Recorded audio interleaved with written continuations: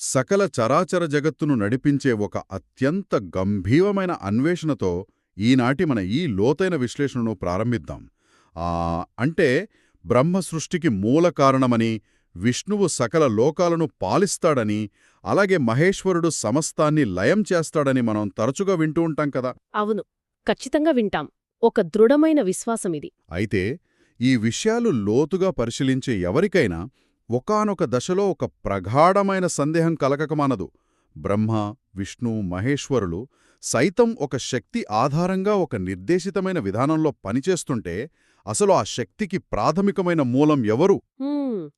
ఈ కోణంలో ఆలోచించటం ప్రారంభించినప్పుడు మన అన్వేషణ నిజంగా ఒక ఉత్కృష్టమైన స్థాయికి చేరుకుంటుంది.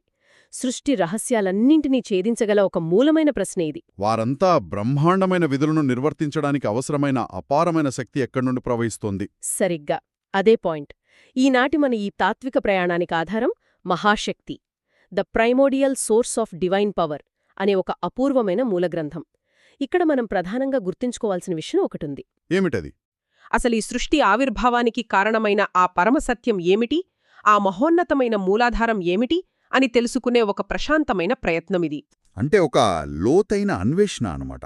ఈ మహాసత్యం వైపు సాగే ప్రయాణం ఎక్కడ ప్రారంభమైందో తెలుసుకోవాలంటే మనం ముందుగా పవిత్రమైన నైమిషారణ్య నేపథ్యానికి వెళ్ళాలి.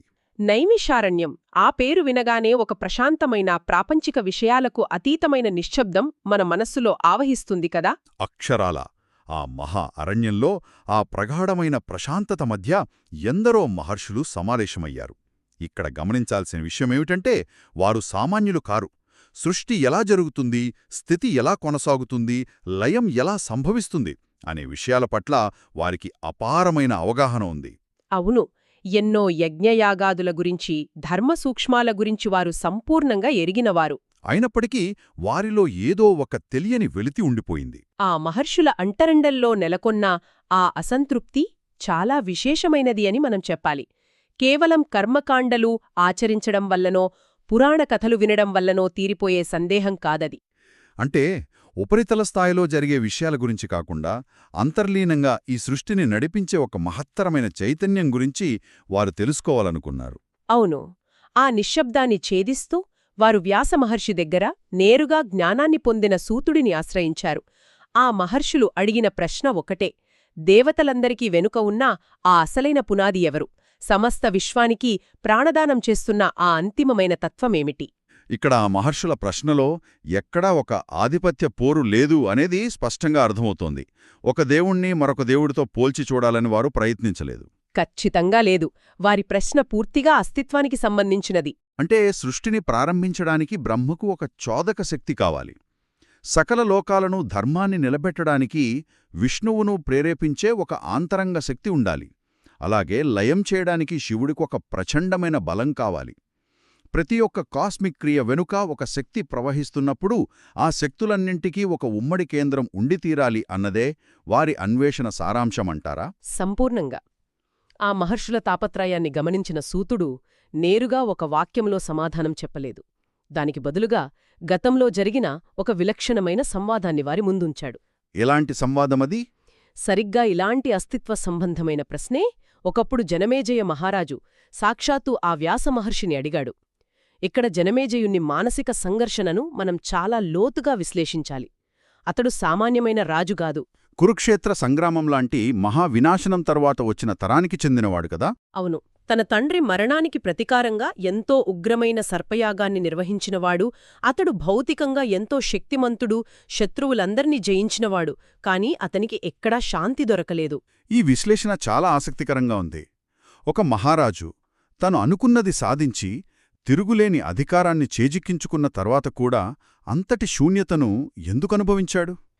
ఆధిపత్యం, విజయమనేవి అతనికి ప్రశాంతతను ఇవ్వలేకపోలాయి. బహుశా భౌతికమైన విజయాలు, ఒకరిపై సాధించే ఆధిపత్యం మనిషి అంతరంగానికి సమాధానాలు ఇవ్వలేవని అతనికి అర్థమై ఉంటుందా? అందుకే జీవితం, మరణం, ఈ అనంతమైన సృష్టిచక్రం వెనుక ఉన్న అసలైన అంతరార్థం ఏమిటో తెలుసుకోవాలన్న ఒక తీవ్రమైన తపన అతనిలో రగిలి ఉండవచ్చు. నిజమే. సరిగ్గా ఈ సందర్భంలోనే వ్యాసమహర్షి జనమేజయుడికించిన సమాధానం అత్యంత ప్రాధాన్యతను సంతరించుకుంటుంది.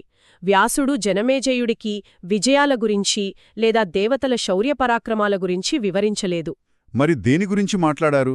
ఆయన నేరుగా ఈ చరాచర సృష్టికి కారణమైన ఆ ప్రాథమికమైన మూలం గురించి మాట్లాడటం ప్రారంభించాడు. సృష్టికి పూర్వమున్న స్థితిని ఆయన వర్ణించాడు. ఆకాశమనేది ఏర్పడకముందు, ఈ భూమి అనేది ఉనికిలోకి రాకముందు. అంటే కనీసం దిక్కులు కాలమనే భావనలు కూడా పుట్టకముందున్న స్థితి కదా. అవును, అక్కడ దేవతలు లేరు, అసురులు లేరు, శబ్దం లేదు, రూపం లేదు. ఏమీ లేని ఆ అనంతమైన శూన్యంలో, ఆ నిశ్శబ్దంలో నిండి ఉన్న ఏకైక తత్వం ఒక మహోన్నతమైన చైతన్యశక్తి. ఆ చైతన్యమే మహాశక్తి. కాలం దిక్కులు కూడా లేని ఒక శూన్య స్థితి నుండి ఒక చైతన్యాన్ని ఊహించుకోవడం నిజంగా మన మేధస్సుకు ఒక గొప్ప పరీక్ష లాంటిదే. అయితే ఇక్కడ నాకొక సహజమైన ప్రశ్నొస్తోంది. అడగండి. మనం ఏ శక్తి గురించి మాట్లాడుకున్నా మన మనస్సు దానికొక రూపాన్ని ఆపాదించడానికి ప్రయత్నిస్తోంది.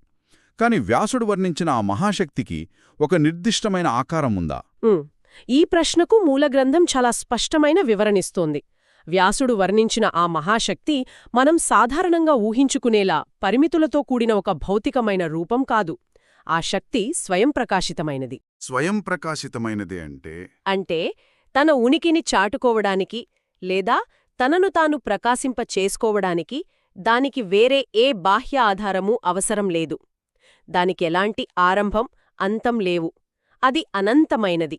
ఎప్పుడైతే మనం ఒక రూపం, ఆకారం అని నిర్వచిస్తామో అప్పుడు దానికి ఖచ్చితంగా ఒక పరిధి, ఒక పరిమితి ఏర్పడుతుంది.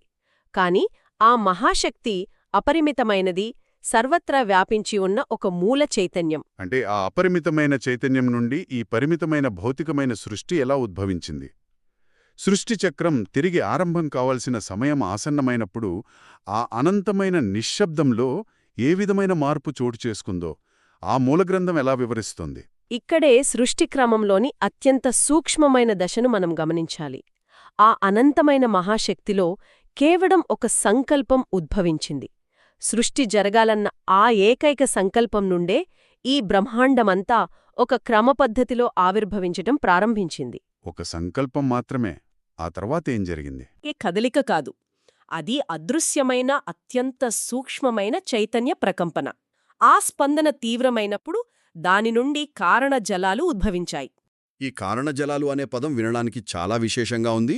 ఇవి మనం సాధారణంగా భూమిపై చూసే పట్టుకోగలిగే నీరు కాదు గదా?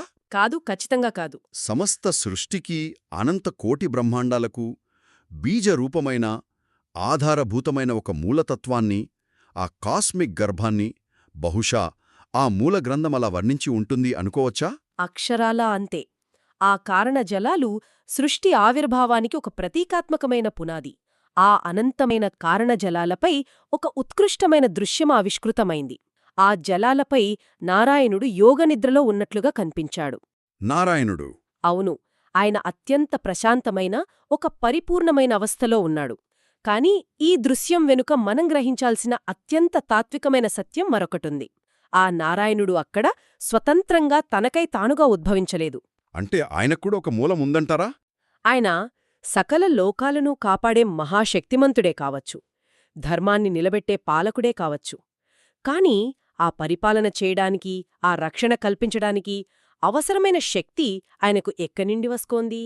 అది నేరుగా ఆ మహాశక్తి నుండే ఆయనకు ప్రవహిస్తోంది. ఇదొక గొప్ప విశేషం. ఆ మహాశక్తి ద్వారా ఆయనకు ఆ బాధ్యత, ఆ సామర్థ్యం బదిలీ చేయబడింది. ఆయనకు ఆ శక్తి ప్రసాదించబడింది. అంటే నారాయణుడు యోగనిద్రలో ఉన్నప్పుడు ఆయన నాభి నుండి ఉద్భవించిన కమలంలో బ్రహ్మ జన్మించాడని మనం పురాణాల్లో వింటాం. ఒకవేళ నారాయణుడి శక్తే ప్రసాదించబడిన శక్తి అయినప్పుడు మరి బ్రహ్మ పరిస్థితేమిటి? బ్రహ్మ సృష్టికర్త గదా. అవును. ఆయన అనంతమైన నక్షత్రమండలాలను, జీవరాశులను, సకల ఆకృతులను అత్యంత సంక్లిష్టంగా సృష్టిస్తాడు.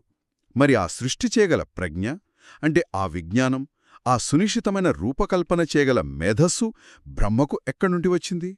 అది కూడా ఈ మహాశక్తి ప్రసాదించిందేనా? ఈ విశ్లేషణను మీరు అత్యంత సరైన దిశలో తీసుకువెళ్తున్నారు. బ్రహ్మకున్న ఆ ప్రజ్ఞ ఆయనకు స్వయంకృతంగా రాలేదు. సృష్టిని ఎలా నిర్మించాలి, పంచభూతాలను ఎలా సమ్మిళితం చెయ్యాలి అనే ఆ మూల విజ్ఞానం పూర్తిగా ఆ మహాశక్తిదే. అంటే బ్రహ్మ కేవలం ఆ ప్రజ్ఞను భౌతికంగా అమలుపరిచే ఒక సాధనం మాత్రమే అన్నమాట. సరిగ్గా చెప్పారు. ఆమె ప్రసాదించిన ప్రజ్ఞతోనే బ్రహ్మ తన సృష్టి కార్యాన్ని నిర్వర్తిస్తున్నాడు. ఇదే